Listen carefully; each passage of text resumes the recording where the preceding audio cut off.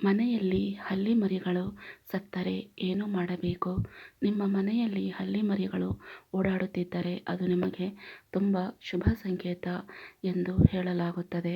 ಇದಲ್ಲದೆ ಭವಿಷ್ಯದಲ್ಲಿ ಕೆಲವು ದೊಡ್ಡ ಘಟನೆಗಳನ್ನು ಸಹ ಇದು ಸೂಚಿಸುತ್ತದೆ ಎಂದು ಹೇಳಲಾಗುತ್ತದೆ.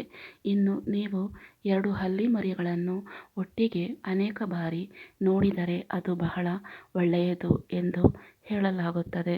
ಇದು ಹಳ್ಳಿ ಮರಿಗಳ ಹೊಂದಾಣಿಕೆಯನ್ನು ತೋರಿಸುತ್ತದೆ.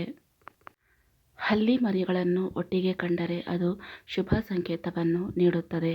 ಗಂಡು ಮತ್ತು ಹೆಣ್ಣು ಹಳ್ಳಿಗಳ ನಡುವಿನ ಸಾಮರಸ್ಯವು ಮನೆಯಲ್ಲಿ ಗಂಡ ಮತ್ತು ಹೆಂಡತಿಯ ನಡುವೆ ಉತ್ತಮ ಸಾಮರಸ್ಯವನ್ನು ಸೂಚಿಸುತ್ತದೆ ಎಂದು ಹೇಳಲಾಗುತ್ತದೆ. ಅಷ್ಟೇ ಅಲ್ಲ, ನಿಮ್ಮ ಮನೆಗೆ ಹಳೆಯ ಸ್ನೇಹಿತನ ಆಗಮನವನ್ನು ಸಹ ಇದು ಸೂಚಿಸುತ್ತದೆ.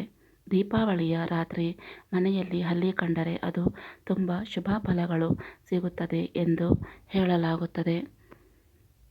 ಜ್ಯೋತಿಷ್ಯದ ಪ್ರಕಾರ ಹಳ್ಳಿಯು ಲಕ್ಷ್ಮೀದೇವಿಯನ್ನು ಸೂಚಿಸುತ್ತದೆ ಮತ್ತು ದೀಪಾವಳಿಯ ದಿನದಂದು ಮನೆಗೆ ಹಳ್ಳಿಯ ಆಗಮನ ಅಥವಾ ದರ್ಶನವು ಮನೆಗೆ ಲಕ್ಷ್ಮೀದೇವಿಯ ಆಗಮನವನ್ನು ಸೂಚಿಸುತ್ತದೆ.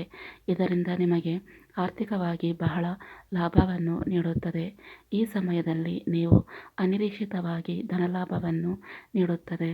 ನಿಮ್ಮ ಕಷ್ಟಗಳಿಗೆ ಸಹ ಈ ಸಮಯದಲ್ಲಿ ಪರಿಹಾರ ಸಿಗುತ್ತದೆ. ನಿಮ್ಮ ಮನೆಯಲ್ಲಿ ಯಾವುದಾದರೂ ವಿಶೇಷ ಕಾರ್ಯಕ್ರಮ ನಡೆಯುತ್ತಿದ್ದರೆ ಆಗ ಹಳ್ಳಿ ಕಂಡರೆ ಕಿರಿಕಿರಿ ಆಗುತ್ತದೆ.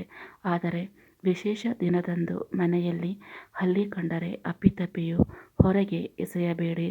ಹಳ್ಳಿ ಮರಿ ಮನೆಗೆ ಬಂದರೆ ಮುಂಬರುವ ವರ್ಷದಲ್ಲಿ ನಿಮಗೆ ಯಾವುದೇ ಆರ್ಥಿಕ ನಷ್ಟವಾಗುವುದಿಲ್ಲ ಎನ್ನುವ ನಂಬಿಕೆ ಇದೆ. ಅಷ್ಟೇ ಅಲ್ಲದೆ ಮನೆಯಲ್ಲಿ ಸುಖ ಸಮೃದ್ಧಿ ಇರುತ್ತದೆ.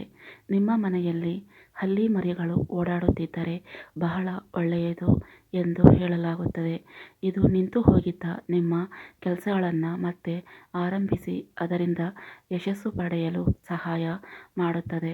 ಇದು ಅತ್ಯಂತ ಮಂಗಳಕರ ಫಲಗಳನ್ನು ನೀಡುತ್ತದೆ. ಜೊತೆಗೆ ನೀವು ಕೆಲವು ಒಳ್ಳೆಯ ಸುದ್ದಿಗಳನ್ನು ಕೇಳುವಿರಿ ಎಂಬುದರ ಸಂಕೇತ ಇದಾಗಿದೆ.